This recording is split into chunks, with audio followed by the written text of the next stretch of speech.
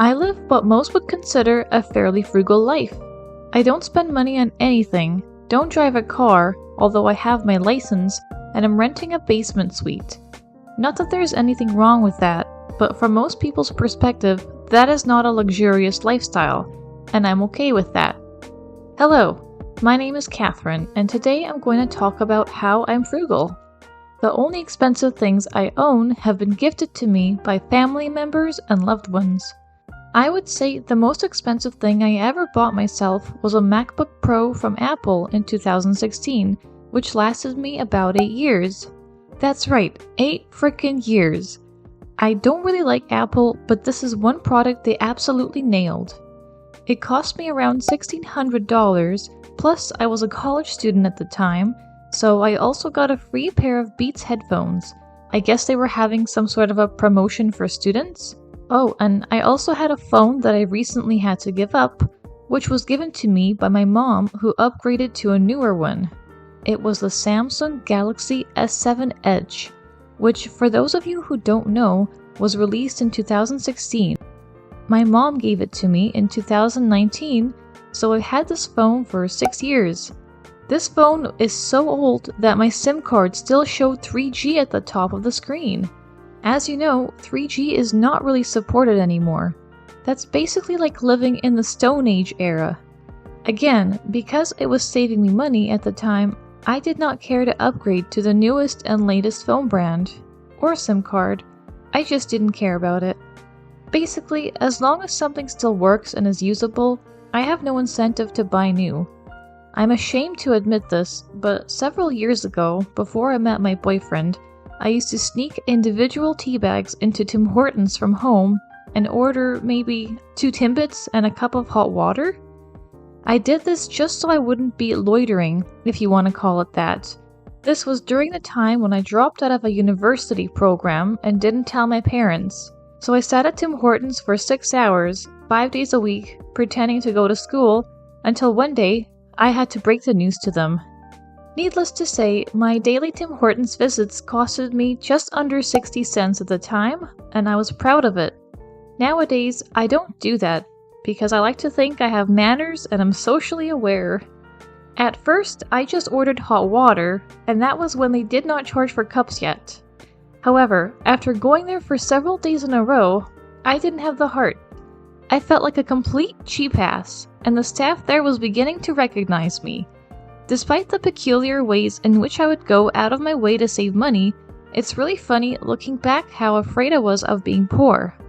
Not that my parents ever were, but just the fact that I had many friends at the time that were going to college and taking out student loans for money they didn't yet have.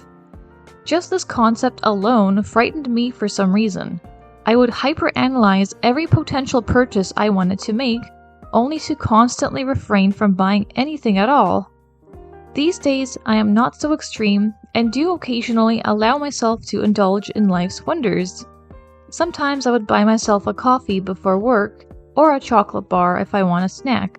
But at the end of the day, if I don't need something, I won't bother spending money on it. Most times, I would make my own coffee at home since it's cheaper. And let's be real, Tim Hortons messes up your order anyway. If I do go out for a cup, it would be anywhere else. Another way I live frugal is by making a list of all the groceries I need before I even go to the store.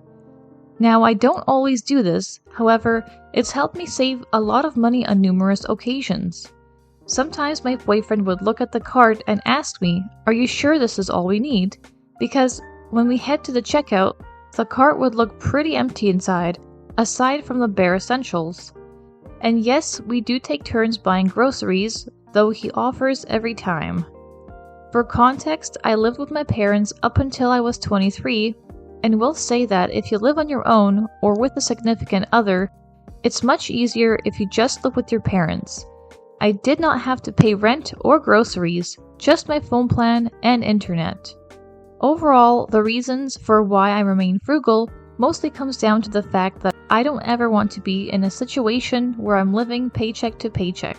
And unfortunately, many people in Canada and the US do just that. This is the reality for many people. They either have student loan or credit card debt, and it takes them years to pay it off. Another reason is because I value my time and freedom more than material things. This is not to say that there is anything wrong with being materialistic. In fact, most people are like that to some degree.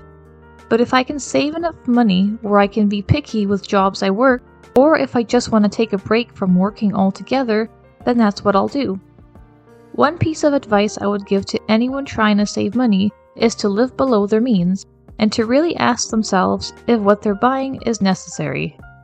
And if you could live with your parents and not move out, that would be the best financial decision you can make, in my opinion.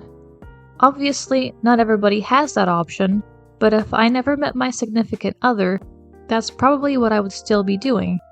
I really hope that this video can help at least one person take control of their financial future. If I can do that, then I have succeeded. Comment down below what things have helped you lead a more frugal life. I'll see you next time.